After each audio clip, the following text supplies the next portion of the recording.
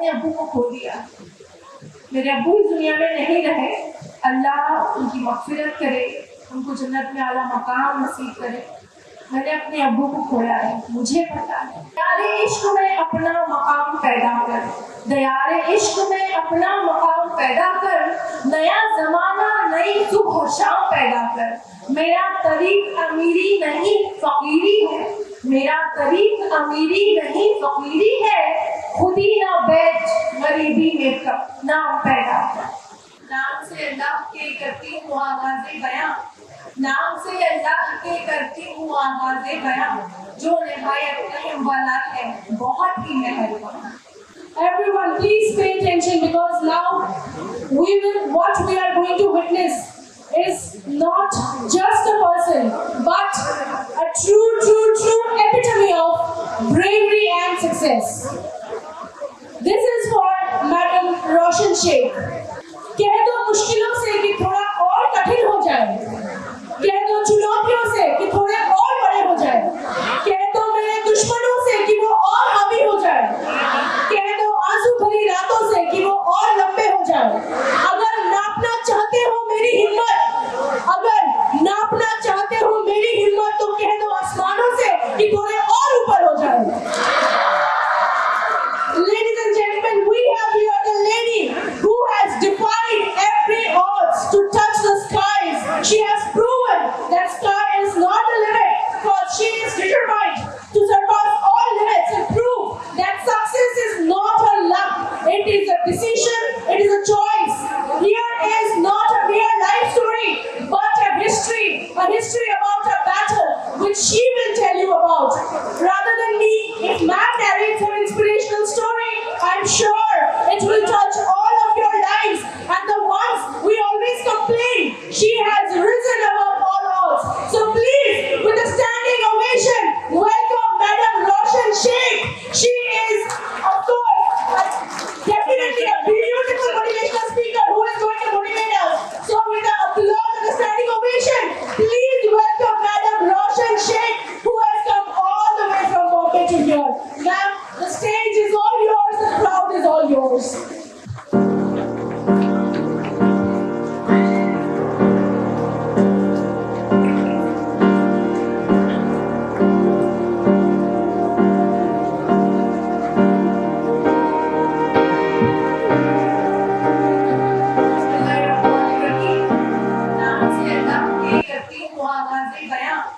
नाम से अल्लाह के करती हूँ आगाज़े बयां, जो निहायत रहम वाला है बहुत ही मेहरबान।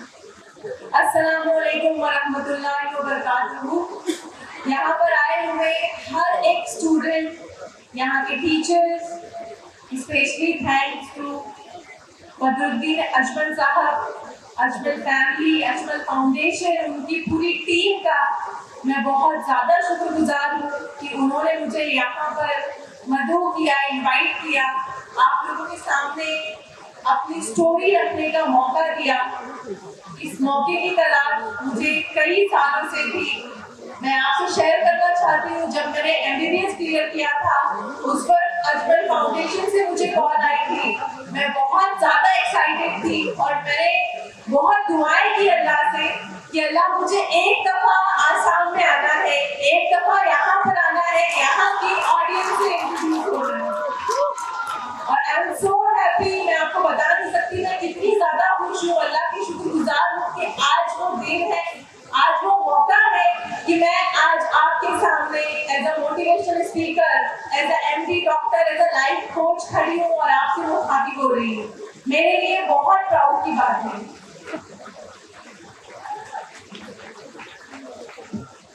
शुक्र करती हूँ अल्लाह की ज़ात का कि जिसने मुझे ये मौका दिया, मुझे इतनी शोहरत दी और मुझे इतना प्रेम दिया। अल्लाह ने इतनी रहमतें की कि मैं भी आप ही की तरह बहुत ही ऑर्डिनरी लड़की हूँ, मेरे अंदर कोई खास बात नहीं है, लेकिन फिर भी मेरी जो स्टोरी है, मेरी लाइफ में जो हालात हैं उनके साथ जो मैंने मुकाबला किया, जिन आजमाइशों से मैं गुजरी हूँ, मैं आपके सामने वो रखना चाहूँगी ताकि आप कुछ ना बहुत फिर भी थोड़ी बहुत सी मेरी स्टोरी से लेकर जाए। और मैं अल्लाह से दुआ करूँगी कि यहाँ पर बैठे हुए ऑडियंस कोई भी अगर एक बच्चा भी मेरी स्टोरी से इंस्पायर होकर अल्लाह की रहमत से करीब होता है, अल्लाह की जात पर यकीन करना सीखता है, तो मेरे लिए वो बहुत बड़ी सादत की बात होगी। तो शुरू करती हूँ मैं अपनी स्टोरी। मेरा नाम डॉक्टर रोशन जहां जवान अहमद, MBBS MD पैथोलॉजी किया है मैंने मुंबई से। मैं मुंबई से हूँ और पहली दफा यहाँ पर आना हुआ है। और मेरा जो जर्नी है वो 2008 से स्टार्ट होता है। मैंने अपना 10th स्टैंडर्ड पास किया, बहुत ही अच्छे मार्क्स किए। बचपन से सपना था डॉक्टर बनना है। यहाँ पर जब मैंने बच्चों को देखा वो ऑलरेडी MBBS में एडमिशन ले रहे हैं, ले चुके हैं, उनका अल्हम्दुलिल्लाह से बहुत खुशी उनको देखकर। मेरे सारे पुराने डेज मुझे याद आ गए कि कितनी कोशिशों के बाद, कितनी हार्डवर्क के बाद ये चीजें हमें मिलती है। तो अल्हम्दुलिल्लाह से मैं बचपन से ही बहुत स्टूडियस थी और बचपन से ख्वाब था कि मैं डॉक्टर बनूं। तो उसके लिए मेहनत करती थी, हार्डवर्क करती थी, पढ़ाई करती थी। 10th में अल्हम्दुलिल्लाह से मैंने अपने एरिया में टॉप किया और वहां से 11th में साइंस स्ट्रीम में एडमिशन लिया। मेरा जो कॉलेज था वो मेरे घर से 15-20 किलोमीटर दूर था। और आप लोगों में से अगर कोई गया हो मुंबई तो आपको पता होगा कि मुंबई की जो लोकल ट्रेन होती है वो काफी ओवर क्राउडेड होती है सुबह और शाम के वक्त। मुझे अच्छी तरीके से याद है, मैंने अपना 11th स्टैंडर्ड में एडमिशन लिया था। सिर्फ 3 महीने हुए थे मुझे लोकल ट्रेन से ट्रैवल करते हुए। और उस दिन 7 अक्टूबर 2008 दिस वाज द डे जब मेरे एग्जाम्स चल रहे थे और मैं अपना एग्जाम्स देकर कॉलेज से घर की तरफ आ रही थी। रोज की तरह रूटीनली मैंने अपना ट्रेन लिया बैंड्रा से जोगेश्वरी के लिए, जो 15 से 20 किलोमीटर दूर है। लेकिन रोज की तरह मैं ट्रेन के डब्बे में बैठी और जब मेरा डेस्टिनेशन आने वाला था मैंने सोचा कि मैं अब ट्रेन के डब्बे से उठकर दरवाजे की तरफ जाऊं। और उसी वक्त अल्लाह की एक आजमाइश आई मेरे ऊपर। मैं उस चलती हुई ट्रेन से गिर पड़ी। उस चलती हुई लोकल ट्रेन से गिरने के बाद 1 मिनट के लिए मेरा जहन माउट हो गया। मुझे कुछ समझ नहीं आया मेरे साथ क्या हुआ। जब मैंने आंखें खोली तो ट्रेन की जो पहिए थे बहुत नजदीकी से मेरे सर के ऊपर से जा रहे थे। मैंने बहुत यकीन के साथ अल्लाह से दुआ की कि अल्लाह शायद मैं ट्रेन के डब्बे में सो गई हूँ, मैं कोई डरावना ख्वाब देख रही हूँ। और मैं बस दुआ करके मैंने अपनी आंखें बंद की इस उम्मीद में कि अल्लाह जब मैं दोबारा आंखें खोलूं तो मैं अपने आप को ट्रेन के डब्बे में पाऊं। जब मैंने दोबारा आंखें खोली अल्लाह को मंजूर नहीं था, अल्लाह की आजमाइश थी, अल्लाह की मसलियत थी। मैंने अपने आप को ट्रेन की पटरी पर पाया। 2 स्टेशन के बीच में चलती हुई ट्रेन से मैं गिर पड़ी और ट्रेन की पटरियों पर जब मैंने अपने आप को पाया, मैं उस वक्त बुर्के में थी। मेरा बुर्का पूरा लहू लहान हो चुका था। ट्रेन की पटरियों पर मैं बैठी हुई थी और मैंने देखा कि मेरा जो राइट पैर है वो थाई से कट चुका है। हमारी जो लोअर लिम्ब होता है उसमें सबसे बड़ी वेसल होती है फीमोरल आर्टरी। यहाँ की जो मेडिकल स्टूडेंट है उनको पता होगी। मेरी वो आर्टरी क्रश हो गई थी, बोन क्रश हो गई थी, मसल क्रश हो गए थे। मैंने देखा उस बहते हुए खून को अपनी बॉडी से, लेकिन अल्लाह का करम था मैं बेहोश नहीं हुई। मैंने मदद के लिए पुकारा आसपास। मैं 2 स्टेशन के बीच में गिरी थी। मदद आने को टाइम लगी, लोग आने के लिए वक्त लगे, लेकिन जब लोग आए तो लोगों ने हेल्प नहीं की क्योंकि उन्हें पुलिस का डर था। मैंने अपने बैग से डायरी तक निकाल कर दी उनको कि ये मेरे घर का नंबर है। एटलीस्ट उस वक्त मेरे जहन में एक ही बात चल रही थी कि मैं इस हालत में हूँ, खुदा ना खास्ता मैं मर जाऊँ तो मुझे लावारिसों की तरह नहीं करना है। एटलीस्ट कोई एक फैमिली मेंबर मेरे पास होना चाहिए। मैं बस अल्लाह से उस वक्त दुआएं कर रही हूँ कि बस अल्लाह किसी न किसी तरीके से मेरी जो भी कंडीशन है, मेरी हालत में मेरी फैमिली को पता चल जाए। ये बात 2008 की है। उस वक्त सेल फोन इतने आम नहीं होते थे, हर बच्चे के पास सेल फोन नहीं होता था। तो मेरे बैग में एक डायरी थी, उस पर घर का फोन नंबर था। मैं बस लोगों से रिक्वेस्ट कर रही थी कि मेरे घर पर फोन लगा दो। अल्लाह की आजमाइश थी, किसी ने फोन नहीं लगाया। मैं बहुत देर तक उस रेलवे ट्रैक पर पड़ी हुई। फिर रेलवे वर्कर्स आए, मुझे उठाकर स्टेशन से गवर्नमेंट हॉस्पिटल लेकर गए बाय प्रोटोकॉल। और अल्लाह की दूसरी आजमाइश उस वक्त आई जब मुझे गवर्नमेंट हॉस्पिटल लेकर गए और वहां पर डॉक्टर का स्ट्राइक चल रहा था। कोई भी डॉक्टर नहीं था available, only nurses were there. Nurses ने मेरी सुपरफिशियल ड्रेसिंग की और मुझे ट्रॉली पर छोड़ दिया। मेरा एक्सीडेंट सुबह में हुआ और शाम तक मैं उस हॉस्पिटल के ट्रॉली पर कॉरिडोर में ऐसे ही पड़ी रही। बाय द टाइम मेरी फैमिली को जब इंफॉर्मेशन मिली, वो लोग आए, मुझे डिस्चार्ज कराकर प्राइवेट हॉस्पिटल लेकर गए और फिर वहां से मेरा सही ट्रीटमेंट हुआ। 3-4 महीने में एडमिट रही और उस प्राइवेट हॉस्पिटल जाकर जब मुझे बेहोशी का इंजेक्शन लगाया, एनेस्थीसिया दिया गया, तब मैं बेहोश हुई, मल्टीपल सर्जरीज हुई और उसके बाद जब मैं होश में आई तो मुझे मेरी बड़ी बहन ने बताया, जो बहुत शॉकिंग था मेरे लिए, कि मुझे ऐसा लग रहा था कि मेरा एक पैर कटा है जो थाई के पास से राइट पैर है। तो उन्होंने मुझे ये इंफॉर्मेशन दी कि बेटा तुम्हारा दोनों पैर इस ट्रेन एक्सीडेंट में कट गया है। मेरा जो राइट पैर है वो थाई से नहीं है और जो लेफ्ट पैर है वो नी से नहीं है। मैं आपके सामने इस वक्त यहाँ पे प्रोस्थेसिस आर्टिफिशियल लिम्ब पर खड़ी हूँ। अल्हम्दुलिल्लाह, अल्लाह का लाख लाख शुक्र है, एटलीस्ट मैं खड़ी हूँ आपके सामने। मैं चल पा रही हूँ आपके सामने, अल्लाह का बहुत बड़ा करम है। लेकिन जब 2008 की बातें मैं याद करती हूँ, उस वक्त कोई आइडिया नहीं था कि क्या होगा जिंदगी के साथ। और मैं आपको बताती चलूं कि मेरे जो अब्बू थे, हमारी फाइनेंशियल कंडीशन काफी लो थी उस वक्त। मेरे अब्बू वेजिटेबल वेंडर थे, उनकी एक हाथ गाड़ी थी, कांदौर बटाते की। उस वक्त घर का गुजारा काफी मुश्किल था। जिस वक्त मेरा एक्सीडेंट हुआ, बिलीव नहीं करेंगे, मेरी फैमिली के पास सिर्फ 1000 रुपीज थे और वो भी हमें अपने घर के ओनर को रेंट पे करना था। उस मुश्किल हालात में यहाँ पे मैं देख पा रही हूँ बहुत से 16 साल के बच्चे, 15 साल के बच्चे। आप इमेजिन कीजिए कि 1 मिनट में आपसे दोनों पैर छिल जाए, आपके घर की माली हालात ऐसे हो, कोई उम्मीद नहीं हो, आप क्या क्या सोचेंगे, आपके जहन में कितनी सारी चीजें जाएंगी। सेम कंडीशन मेरी थी। जब मुझे प्राइवेट हॉस्पिटल शिफ्ट किया तो मेरे जहन में ही चल रहा था मेरे माँ बाप कैसे अफोर्ड करेंगे ट्रीटमेंट। और जो लोग मेरी आदत को आते, मुझे देखने आते, तो वो रहम दिली में कुछ ऐसी बातें करते जो मुझे बुरी लगती, जो मेरे दिल को चूर कर देती। मेरा दिमाग शैटर्ड हो जाता उस वक्त कि जो भी जुमले बोलते हो कि 16 साल की बच्ची है, मुस्लिम माशरे से ताल्लुक रखती है, इसके माँ बाप ऑलरेडी इतने गरीब हैं, इनके पास एक वक्त के खाने के लिए पैसे नहीं है। ऐसे हालात में 16 साल की बच्ची के दोनों पैर चले जाना, जिंदगी भर के लिए परमानेंट डिसेबल हो जाना, कैसे करेंगे इसके माँ बाप सर्वाइव? ये कैसे सर्वाइव करेगी? इसको तो उस एक्सीडेंट में मर जाना चाहिए था, इसको अल्लाह ने क्यों जिंदा रखा है? ये सारे अल्फाज पर सुनती अपने कानों से। और मेरा भी 16 साल का बहन था, मैं भी सोचती कि अल्लाह ने मुझे दूसरी जिंदगी क्यों दी है? इससे बेहतर होता कि अल्लाह मुझे उस वक्त मौत दे देते। मैं बहुत रोती, बहुत शिकवे करती अल्लाह से कि अल्लाह मुझे माजूरी वाली जिंदगी क्यों दी है?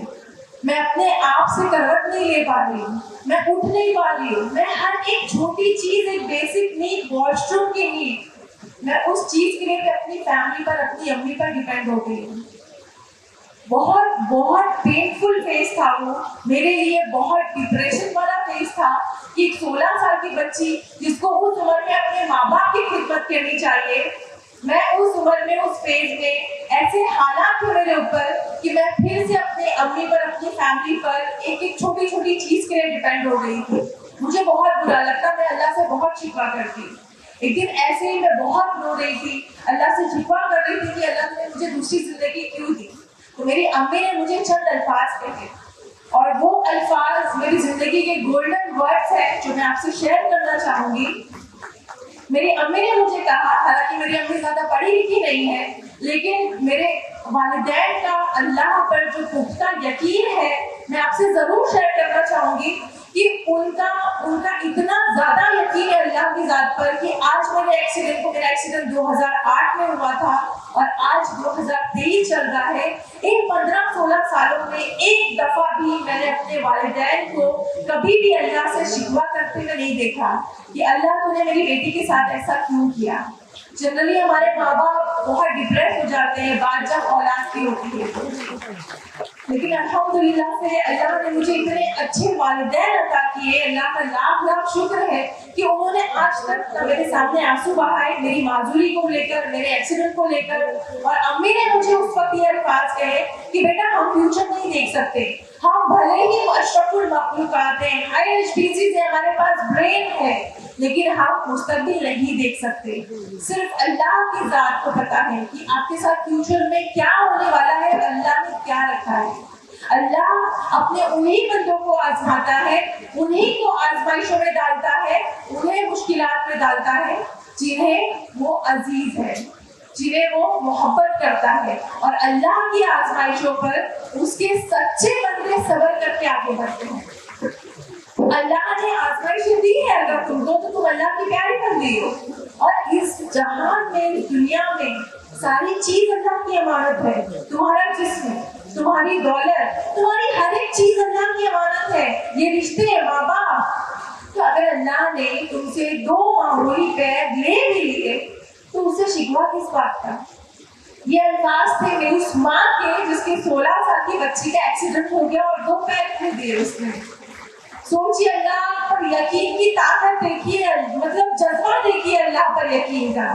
तो मैं वो बातें सुनकर अल्लाह ने मेरे दिल पे असर किया। मैंने सोचा कि सही कह रही है अम्मी, जो मेरी डिसेबिलिटी वो तो परमानेंट है, मुझे इसके साथ जीना है, लेकिन मेरे अंदर जो एबिलिटी है मुझे उसको ढूंढना है, मुझे एबिलिटी के साथ आगे बढ़ना है और मुझे एक बेंचमार्क सेट करना है।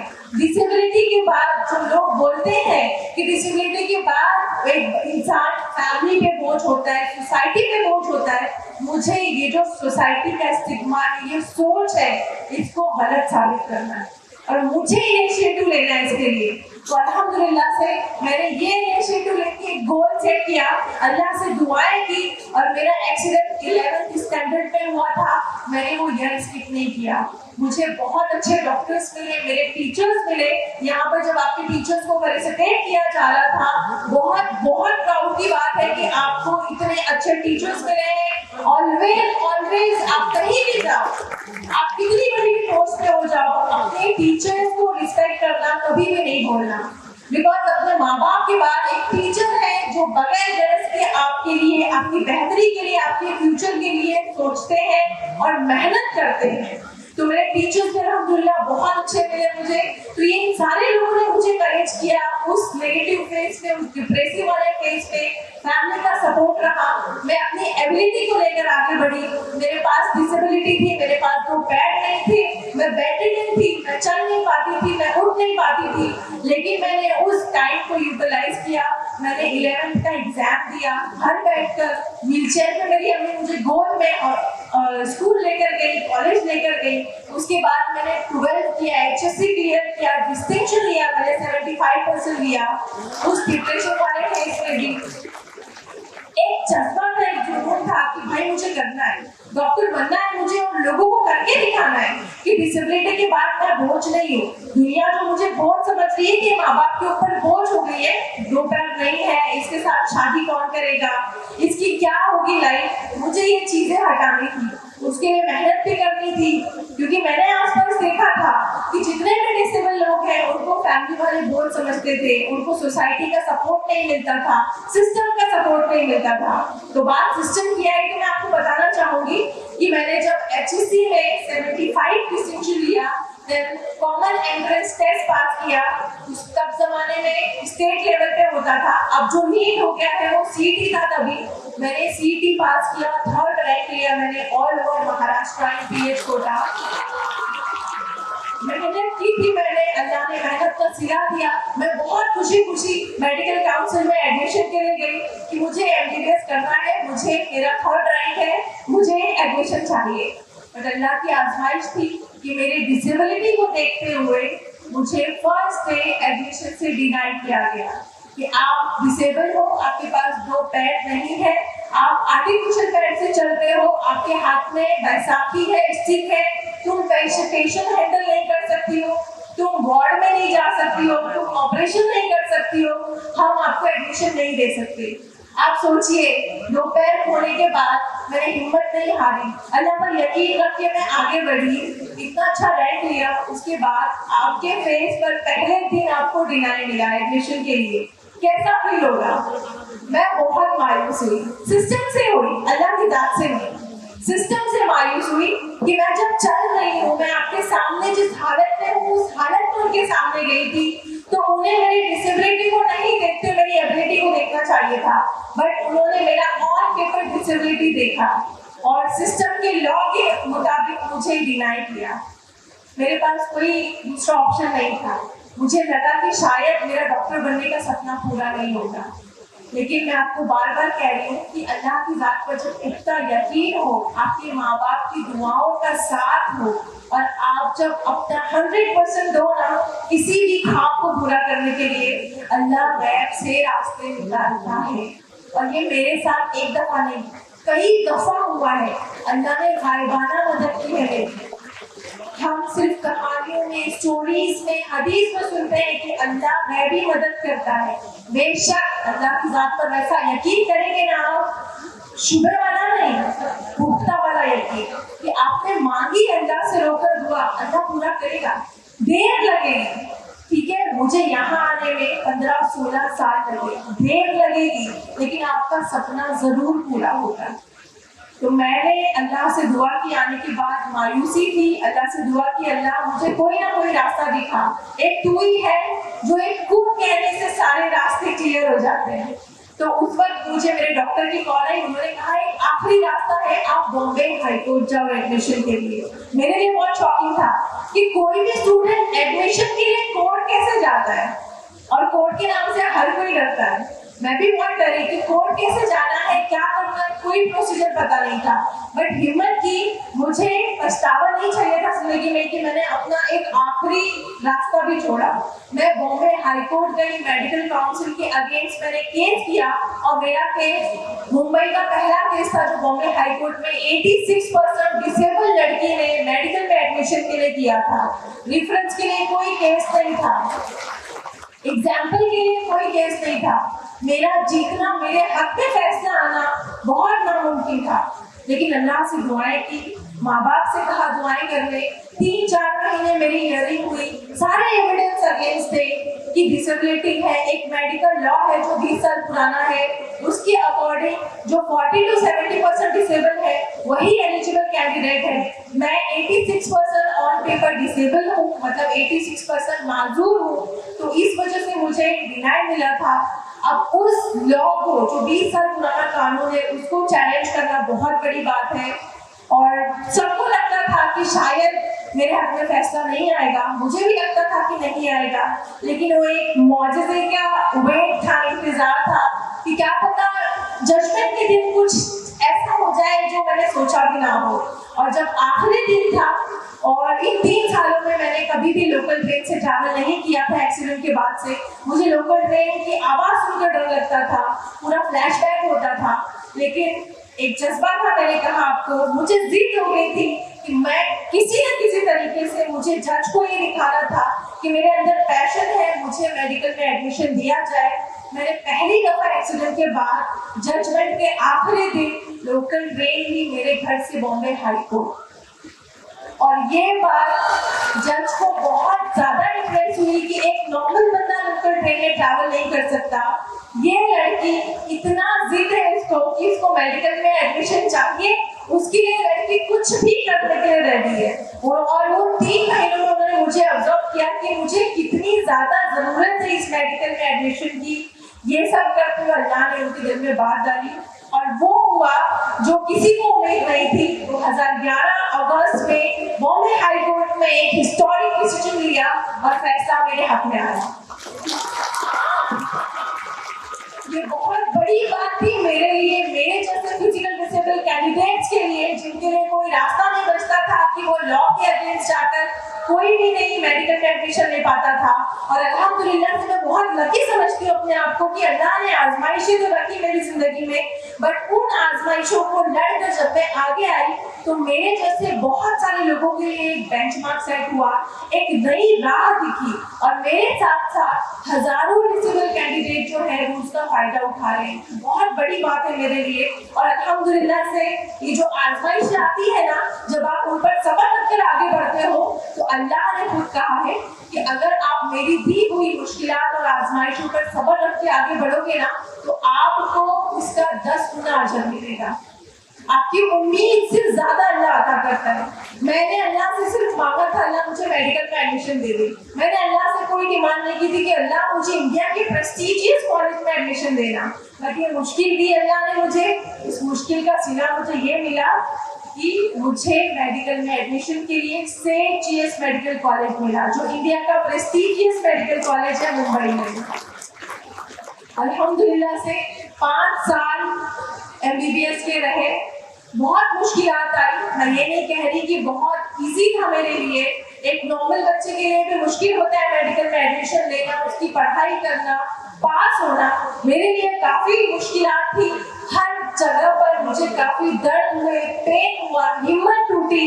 हर रात जब मैं दर्द में तड़पती और रोती अपने आर्टिफिशियल पैरों की वजह से, क्योंकि लेक्चर्स में 8-8 घंटे हमें खड़े रहना पड़ता, प्रैक्टिकल हॉल में जाना पड़ता, तो बहुत दिक्कतें आई।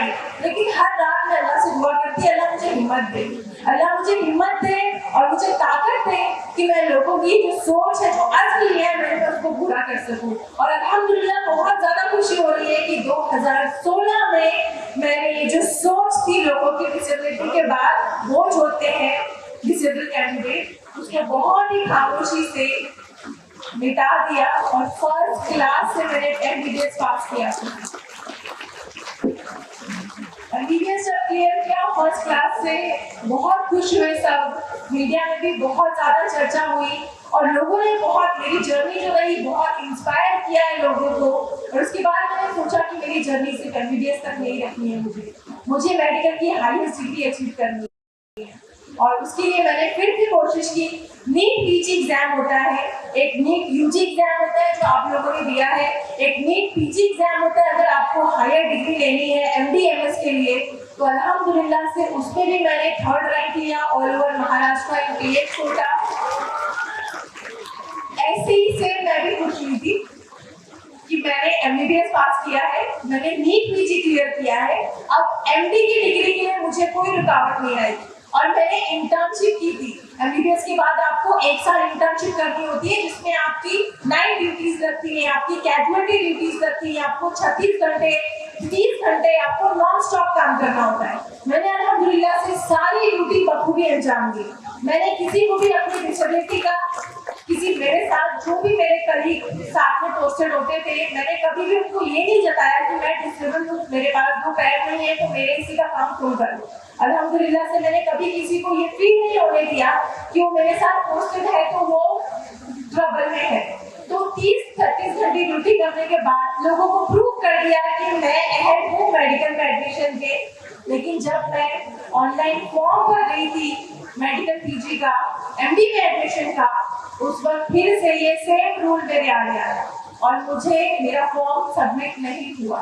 उस वक्त सिर्फ 2 दिन थे मेरे पास और उस 2 दिनों में बॉम्बे हाईकोर्ट जाना, डिसीजन लाना नेक्स्ट इम्पॉसिबल थिंग था। और वो 2 दिन में अगर मैं फॉर्म सबमिट नहीं करती तो मेरा फॉर्म कैंसिल हो जाता और वो पूरा ईयर मेरा वेस्ट होता। यहाँ भी मायूसी हुई सिस्टम से, उसके रूल से, बट अल्लाह की जात से नहीं। अल्लाह से दुआ की मैंने कि अल्लाह अगर तूने मेरी किस्मत में रखा है एमडी डॉक्टर बनना तो जरूर कोई ना कोई मौजिज़ा होगा, करामत होगी तेरी। और वही हुआ। मुझे मेंबर ऑफ पार्लियामेंट का कॉल आया, उन्होंने मुझसे पूछा, मैंने कैजुअली उनको बताया और member of parliament on the spot, जबकि मेरा उनका कोई रिश्ता नहीं है, अल्लाह ने उनके दिल में वो बात डाली। उन्होंने मेरा फोन रखने के साथ मुंबई से दिल्ली की फ्लाइट पकड़ी और मुझे इस बारे में कुछ पता नहीं था। मुंबई से दिल्ली फ्लाइट पकड़ी और नेक्स्ट डे मुझे कॉल आया। कहाँ से कॉल आया? Central health minister of India के ऑफिस। मुझे कॉल आया, बेटा आपका एप्लीकेशन मेरे डेस्क पे पड़ा है और मैं शॉक में कि मैंने ऐसा कोई एप्लीकेशन वहाँ भेजा ही नहीं है। उसके बाद मुझे पता चला, उन्होंने कहा कि आपका एप्लीकेशन मेरे टेबल पर है, हम इस बारे में देखते हैं क्या कर सकते हैं। मुझे आपका सारा बायोडेटा पता चला है, आपकी जो दिक्कत है उसके बारे में भी पता चला है, हम लोग इस पर काम करते हैं। ये कह के उन्होंने फोन काट दिया। एक दिन बचा था फॉर्म में, आखिरी डे था। उसके बाद अगेन मुझे ऑफिस से फोन आया और उन्होंने मुझे कहा बेटा जल्दी से लैपटॉप ओपन करो। मैंने लैपटॉप ओपन किया और आप यकीन नहीं करेंगे कि मैंने जैसे ही लैपटॉप ओपन किया, वो जो 20 साल पुराना कानून था जिसकी वजह से मेरा फॉर्म सबमिट नहीं हो रहा था, वो उस फॉर्म से हट चुका था। और मुझे central health minister of India ने खुद अपने अल्फाज, और मेरे कानों में आज तक वो अल्फाज है, उन्होंने कहा कि बेटा ये जो 20 साल पुराना कानून है 2 दिन में चेंज हुआ है आपकी एप्लीकेशन। और ये इंडिया में एक हिस्टोरिक डिसीजन, तारीखी फैसला लिया गया कि 20 साल पुराना कोई मेडिकल लॉ है जो एक बच्ची की एक कागज की एप्लीकेशन पर 2 दिन में चेंज हुआ है। अल्हम्दुलिल्लाह, अल्लाह का लाख लाख शुक्र है कि उसका रीजन मेरा एप्लीकेशन बना, मैं उसकी रीजन बनी हूँ। मैं बहुत ज्यादा शुक्रगुजार हूँ अल्लाह की कि अल्लाह ने भले ही बहुत सारी आजमाइशें रखी मेरी जिंदगी में, लेकिन उसका सिला अल्लाह ने हजारों करोड़ों गुना ज्यादा दिया। और जब मैंने फॉर्म लॉ हट गया, मैंने फॉर्म अपना सबमिट किया और अगेन मुझे एमडी के लिए saint GS medical college Parel Mumbai में मुझे एडमिशन मिला एमडी के लिए। और 3 साल मैंने अपना एमडी पैथोलॉजी डिग्री किया। अल्हम्दुलिल्लाह से लास्ट ईयर मैंने फर्स्ट क्लास से एमडी पैथोलॉजी क्लियर किया है। मेरे हॉस्पिटल में मैंने 4th रैंक लिया। और ये जो सारी जर्नी रही है आपके सामने, बहुत ही चुनिंदा या फिर बहुत कम जो परेशानियां हैं मेरी जिंदगी में, जो हाईलाइट परेशानियां हैं वो मैंने शेयर की है। और ऐसे अगर मैं अपनी परेशानियां गिनाऊं और आजमाइशें गिनाऊं तो रात भी हो सकती है, लेकिन उसके बावजूद, इन सारी चीजों के बावजूद मैं अल्लाह ताला की बहुत ज्यादा शुक्रगुजार हूँ कि अल्लाह ने आजमाइशों के बाद मेरी जिंदगी में इतने सारी मोहब्बतें दी हैं, आप लोगों के दिलों में इतना प्रेम दिया है, मुझे इतने अच्छे माँ बाप दिए, इतने अच्छे असातिज़ा दिए, टीचर्स दिए। अल्हम्दुलिल्लाह से आप लोगों की नज़रों में इतनी इज्जत दी, मैं बहुत शुक्रगुजार हूँ उसकी। और एक और वाक़या मैं बताना चाहूँगी आपको कि इस वक्त जो मैं आपके सामने खड़ी हूँ, मैंने आपको बताया है कि मेरा एक जो राइट पैर है वो थाई से नहीं है, थाई से आर्टिफिशियल पैर है। लेफ्ट पैर जो है वो नी से आर्टिफिशियल है। उसके साथ साथ एक और आजमाइश है कि जो सैक्रम बोन होती है, हमारी जो हड्डी की बोन है जिसपे हम रेस्ट करते हैं, एक सैक्रम बोन है अपनी हड्डी की, जो लास्ट रीढ़ की हड्डी होती है, उसमें मुझे 2019 में बहुत सीवियर बैक पेन हो रहा था। और जब मैंने एमआरआई कराया तो मुझे पता चला कि उसमें 6 से 7 सेंटीमीटर का एक ट्यूमर भी है। तो वो जानकर बहुत दुख हुआ था कि अल्लाह ने 2 पैर दिए, उसके बाद एक ट्यूमर भी दिया। लेकिन अगेन फैमिली ने बहुत सपोर्ट किया कि अल्लाह की आजमाइशें हैं, उस पर सब्र रखकर आगे बढ़ो। मैंने वो ऑपरेट किया, लेकिन वो कुछ ऐसे कॉम्प्लिकेटेड एरिया में है जहाँ से वो पूरा नहीं निकल सकता। तो अभी मैं आपके सामने 2 पैर नहीं है मेरे पास, आर्टिफिशियल पैरों पर खड़ी हूँ मैं, मेरे बॉडी में एक ट्यूमर भी है, बट उसके बावजूद भी अल्लाह का शुक्र है, अल्हम्दुलिल्लाह। तो आप सबसे ये सारा स्टोरी शेयर करना, लाइफ के फैक्ट शेयर करने का मतलब ये नहीं है कि मैं आपसे हमदर्दी चाहती हूँ, मैं आपसे अप्रिसिएशन चाहती हूँ।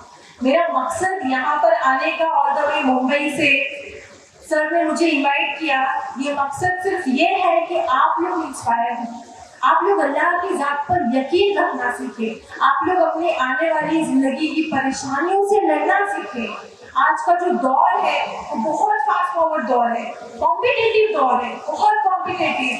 चाहे आप कोई भी फील्ड लो, एजुकेशन फील्ड लो, लाइफ का फील्ड लो, अपना जॉब प्रोफेशनल फील्ड लो, हर चीज में कंपटीशन है। और कंपटीशन के साथ साथ स्ट्रेस है, डिप्रेशन है। और ये डिप्रेशन हमारी जो नौजवान नस्ल है वो झेल नहीं पा रही है, वो उससे कम्पीट नहीं कर पा रही है। उनको ऐसा लगता है कि वो एहसास कमतरी में जा रहे हैं और वो हर एक चीज से अपने आप को कंपेयर करते हैं जो ज्यादा चमकती है, जो ज्यादा हायर है। मैं आपको एक बहुत ही सही बात बताऊं कि आप अगर अपनी जिंदगी में बहुत मुतमईन, बहुत खुश और शुक्रगुजार होना चाहते हैं ना, तो एक ही काम करना है आपको, हमेशा अपने से कम लोगों को देखना, हमेशा अपने से कमतर लोगों से अपना मुआवजा करना, चाहे वो हेल्थ हो, चाहे वो वेल्थ हो, चाहे वो आपका प्रोफेशनल डिग्री हो। मैं आपको गारंटी देती हूँ आप कभी भी शिकवा नहीं करेंगे अल्लाह से। मैं स्पेशली अपनी नौजवान नस्ल को कह रही हूँ ये बात, ये नसीहत कर रही हूँ मैं आपको कि बहुत जल्दी रिग्रेट हो जाते हैं, बहुत जल्दी हार मान लेते हैं कि इसके अब्बू ने उसको आईफोन दिलाया है, इसके अब्बा के पास इतना पैसा है, ये वैन में जाता है, इसके पास बाइक है, मेरे पास तो कुछ नहीं है।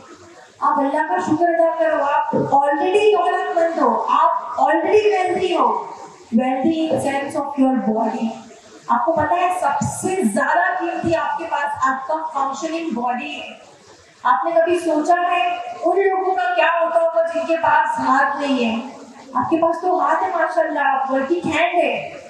आप सोचिए एक मिनट, आपके पास हाथ नहीं हो, एक लम्हे में छिल जाए तो क्या होगा आपका? आप उनका सोचिए जो बचपन से ही अभिनय से महरूम है, जिनके पास आंखें नहीं है, समात नहीं है सुनने को। आप सोचिए कभी जिस दिन आपने अपना कंपैरिजन अपने कमतर लोगों से करना शुरू कर दिया, उस दिन आपकी लाइफ में स्टेबिलिटी आ जाएगी।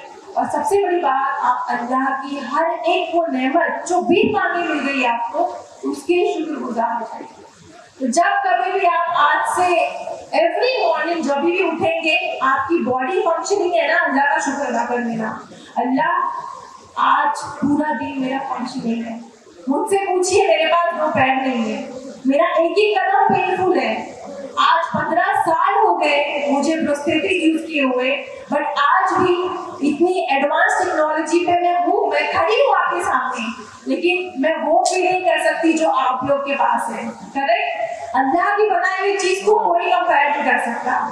तो अल्हम्दुलिल्लाह रश होता है मुझे आप लोगों को देख के कि आप लोगों के पास वो चीज है जो मेरे पास नहीं है। तो आप लोगों को प्राउड होना चाहिए कि आपके पास अल्लाह ने वेल फंक्शनिंग ऑर्गन्स दिए हैं, वेल फंक्शनिंग हैंड्स है, मजा है। तो शुक्रगुजार हो अल्लाह के। और दूसरी बात मैं ये कहना चाहूंगी कि हमारी अगेन नौजवान नस्ल को ये सीख देना चाहूंगी कि हम आजकल नाशुक्रे हो गए अपने पेरेंट्स को लेकर, अपने वालिदैन को लेकर। हमें अपने वालिदैन की कुर्बानियां नहीं नजर आती। हमें ऐसा लगता है कि हमें पढ़ाना लिखाना, हमें परवरिश देना और हमें बहुत अच्छा चीजें मुहैया कराना उनका फर्ज है, उनकी ड्यूटी है। मैं मानती हूँ वालिदैन का फर्ज है, वालिदैन की ड्यूटी है हमें अच्छी परवरिश देना, हमें अच्छी तालीम देना, हमें हर वो चीज मुहैया कराना जो हम मांगते हैं। लेकिन आपने कभी ये सोचा है कि हमारा क्या रोल है, हमारी क्या जिम्मेदारी है वालिदैन की तरफ? अल्हम्दुलिल्लाह से यहाँ पे 15 साल, 16 साल, 20 साल के बच्चे भी बैठे हैं और आप लोगों में से मैं गारंटी कह रही हूँ कि इन सारे बच्चों में से या ऑडियंस में से, मैं पूरी ऑडियंस में से कह रही हूँ, किसी ने भी आज तक अपने अम्मी अबू को थैंक यू नहीं कहा होगा। थैंक यू इसलिए कि उन्होंने आपको इतना बड़ा किया, थैंक यू इसलिए कि उन्होंने आपको आप पर अपनी जवानी खर्च कर दी, थैंक यू इसलिए कि उन्होंने इतनी सारी कुर्बानियां कर दी आप पर, लेकिन हमें रियलाइज नहीं होने दिया। जिस दिन आप पैदा होते हैं ना, उस दिन के बाद से हमारे जो माँ बाप हैं, अल्लाह ने उनको बनाया वैसा है। अल्लाह ने माँ बाप के दिल में वो चीज डाली है कि जिस दिन बच्चा पैदा हुआ, उस दिन के बाद से माँ बाप अपनी सारी ख्वाहिशात, अपनी सारी डिजायर्स कुर्बान कर देते हैं, सिर्फ आपको खुश रखने के लिए, सिर्फ औलाद को खुश रखने के लिए। और इस दुनिया में सिर्फ 2 मुखलिस रिश्ते हैं, माँ बाप का औलाद के साथ। माँ बाप ऐसी हस्ती है आपके पास जो बेलौस मोहब्बत करती है आपसे, और ये वो 2 हाथ है जो आपके लिए बगैर किसी वजह के, बगैर किसी फायदे के आपके लिए उठते हैं अल्लाह के दरबार में। तो आप लोग उनकी वैल्यू कीजिए, आप प्लीज उनकी रिस्पेक्ट कीजिए। आपके पास अगर माँ बाप है, दोनों हयात हैं आपकी जिंदगी में, अभी आप बहुत लकी हो, बिलीव में आप बहुत लकी हो। मैं इसलिए कह रही हूँ कि लास्ट ईयर मैंने अपने अब्बू को खो दिया। मेरे अब्बू इस दुनिया में नहीं रहे, अल्लाह उनकी मग़फ़िरत करे, उनको जन्नत में आला मकाम नसीब करे। मैंने अपने अब्बू को खोया है। मुझे पता है कि हमें जो अल्लाह ने बगैर मांगे दिए ना इतने अच्छे वालिदैन, हमें उनकी कदर नहीं होती है। जब ये दुनिया से चले जाते हैं, जब इनका साया हमारे सरों से हट जाता है, तब हमें रियलाइज होता है कि हमने कितनी बड़ी चीज़ खो दी, कितनी बड़ी नेमत खो दी। उनके हयात में हमें कभी रियलाइज नहीं होता। तो मैं वो पछतावे से गुजर रही हूँ, मुझे उनकी कमी फील होती है हर जगह। मैं नहीं चाहती आप भी फील करो, इसलिए मैं कह रही हूँ अगर आपके वालिदैन हयात है तो आप जाइए और आज ही अपने वालिदैन को थैंक यू बोलना। एक वर्ड शुक्रिया आपके मुँह से। आपके वालिदैन जब सुनेंगे ना, उनकी आंखों में चमक देखना। उनको आपके पैसों की जरूरत नहीं है, उनको आपके प्यार की, आपके वक्त की जरूरत है। आप लोग माँ बाप के साथ वक्त गुजारिए। आई नो कॉम्पिटिटिव जमाना है, बहुत फास्ट फॉरवर्ड जिंदगी है, लेकिन माँ बाप जो है ना बूढ़े हो रहे हैं, उनको 24 घंटे में से 1 मिनट दीजिए। 60 सेकेंड 60 सेकेंड में तो हम 3-4 रील्स देख लेते हैं, करेक्ट? 1 मिनट तो दे ही सकते हैं ना। सिर्फ पूछ लो तुम अम्मी अब्बू कैसे हो, बस काम खत्म हो गया। मैं ये नहीं बोल रही आप कमा के उनको पैसे दो, आप घंटों बैठ के उनकी खिदमत करो, ये नहीं कह रही। आपने सिर्फ सुबह में उठकर माँ बाप का चेहरा देख लिया ना, उनको कुछ पूछा भी नहीं, चेहरा देख लिया, आपको हज के बराबर सवाब है। सोचिए कितना बड़ा मर्तबा है माँ बाप का, और हम क्या करते हैं उनके साथ, और हम कितनी सारे सवाब नहीं कमा रहे जो फ्री में हमें मिल रहे हैं। हज पर जाना आना सबके लक की बात नहीं होती, किस्मत की बात नहीं होती, लेकिन अल्लाह ने तो हर दिन हमको दिया है कि भाई तुम कमाओ सवाब, हज के बराबर कमाओ सवाब। माँ बाप को सिर्फ देख लो मुस्कुराते हुए, माँ बाप से सिर्फ पूछ लो हाल चाल। तो अपने माँ बाप की रिस्पेक्ट कीजिए, उनकी वैल्यू कीजिए, उनकी दुआओं में बहुत तासीर रखी है अल्लाह ने, बहुत बड़ा मर्तबा है उनका। माँ बाप अगर अपनी औलाद के हक में जो भी दुआ मांगे ना, उस दुआ के बीच और अल्लाह के बीच कोई भी शय हायल नहीं होती। इतना बड़ा मर्तबा है उनका, और मैंने वो फील किया है, मैंने बारहा फील किया है कि मेरे माँ बाप की वजह से, उनकी दुआओं की वजह से मुझे आज ये मकाम मिला है। अगर मैं अपने माँ बाप की खिदमत नहीं करती, मैं अगर अपने माँ बाप को खुश नहीं रखती हो, मुझसे खुश नहीं होती हो, मेरे हक में दुआ नहीं करते, तो मैं आज यहाँ नहीं आती। ये शोहरतों की बुलंदी हमें नहीं मिलती, ये शोहरतों की बुलंदी हमें नहीं मिलती जो अपने माँ बाप की नजरों से गिर गए होते। तो आप सबसे रिक्वेस्ट है, माँ बाप की वैल्यू कीजिए, उनकी खिदमत कीजिए अगर वो हयात है तो, और मुश्किलों से लड़ना सीखिए, कभी भी हार नहीं मानना। बहुत टेंडेंसी है आजकल नौजवानों में कि हम छोटी छोटी चीज़ों से बहुत मायूस होकर सुसाइडल अटेम्प्ट तक पहुंच जाते हैं। मेरी जिंदगी में लाखों मोड़ ऐसे आए जहाँ पर मुझे बहुत ऑप्शन थे बहुत कुछ करने के, लेकिन अल्लाह पर यकीन रखकर मैंने आगे बढ़ी। और आज मैं आपके सामने एक लाइव एग्जाम्पल हूँ कि अगर आप अपनी जिंदगी में आने वाली कोई भी परेशानी हो, आपकी फाइनेंशियली परेशानी हो, क्योंकि मेरे अम्मी अब्बू वेजिटेबल वेंडर थे, मेरे पास एक वक्त खाने के लिए पैसे नहीं थे, उस वक्त में भी मेरे माँ बाप ने मुझे तालीम दी, हम सारे भाई बहनों को तालीम दी। तो उस वक्त से लड़कर, फिर अपनी डिसेबिलिटी से लड़कर, सिस्टम से लड़कर, हर चीज को सामने रखकर, उससे लड़कर आगे आई हूँ मैं। और आज आपने मुझे देखा है एक मोटिवेशनल स्पीकर के रूप में, एक एमडी डॉक्टर के रूप में। तो ये सारी चीजें आपको ऐसे ही नहीं मिल जाएंगी, आपको वक्त लगेगा, मेहनत लगेगी, हार्ड वर्क लगेगा, और उसके लिए आपको सबसे पहले अपना गोल सेट करना है। गोल बहुत जरूरी है जिंदगी में कि आप कहाँ जाना चाहते हो, आप क्या करना चाहते हो। भले ही आप कोई भी फील्ड चूज करो, एक गोल सेट करो और उसके लिए हमेशा मेहनत करो। अगर आप थक जाओ तो कोई भी एक मोटिवेशन उठाकर देखो, अल्लाह से दुआ करो, अपने माँ बाप की तरफ देखो, उनके ख्वाब पूरे करो। और बस आखिर में मैं यही कहना चाहूंगी कि जिस तरीके से आज ये प्रोग्राम चल रहा है, यहाँ पे इतने सारे डॉक्टर, चूंकि मेरा पेशा डॉक्टर का है, तो मुझे यहाँ पे बैठे हुए जो स्टूडेंट है, मेडिकल स्टूडेंट, उनको देखकर बहुत ज्यादा मोटिवेट हुई हूँ मैं और बहुत ज्यादा शुक्रगुजार हुई हूँ। और मैं पर्सनली थैंक्स कहना चाहूंगी, शुक्रिया कहना चाहूंगी अजमल फाउंडेशन का, मौलाना बदरुद्दीन अजमल साहब का और उनकी पूरी टीम का, कि वो जो हर फील्ड में काम कर रहे हैं। आई नो कि उनको किसी भी तारीफ की जरूरत नहीं है। अल्हम्दुलिल्लाह से अल्लाह बहुत कम ऐसे लोगों को दुनिया में लाता है जिनके अंदर अपने कौम को लेकर आगे बढ़ने का जज्बा हो, अपने मुल्क को लेकर आगे बढ़ने का जज्बा हो। बुलंदियों पे पहुंचना कोई कमाल नहीं, बुलंदियों पे पहुंचना कोई कमाल नहीं, बुलंदियों पे ठहरना कमाल होता है। उसकी लाइव एग्जाम्पल अजमल सर है कि अल्लाह ने उनको बहुत तरक्की दी, लेकिन उनके दिल में अपने कौम के लिए, अपने मुल्क के लिए जज्बा था। और मैं वही आपसे कहना चाहूंगी, आप अपनी फील्ड में जहाँ भी जाएं, अपने जो सपोर्टिंग हैंड्स रहे उनको कभी नहीं भूले।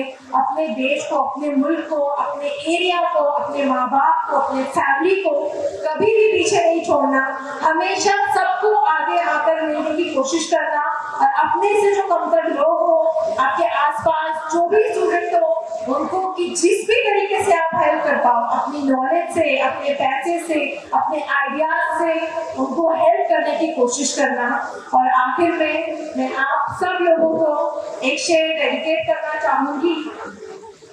दयारे इश्क में अपना मकाम पैदा कर, दयारे इश्क में अपना मकाम पैदा कर, नया जमाना नई सुबह शाम पैदा कर। मेरा तरीक अमीरी नहीं फकीरी है, मेरा तरीक अमीरी नहीं फकीरी है, खुदी ना बैठ गरीबी में नाम पैदा कर।